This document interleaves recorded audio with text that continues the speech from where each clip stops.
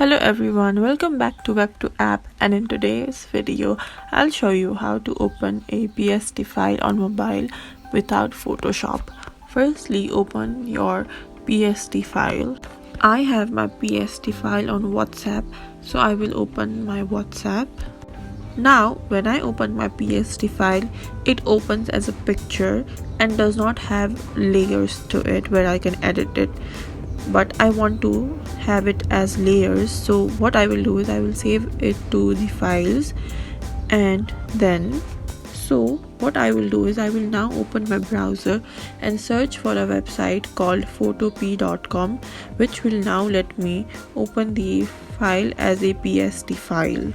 Click on open from computer. Now click on choose files and then choose your file. This will now open my PSD file where I can see all the layers on the side, just like Photoshop, where I can edit text, image and colors. I can basically do everything that I could do in the Photoshop app.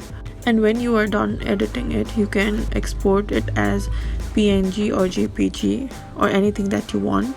And this is how you can open your PSD file without any apps.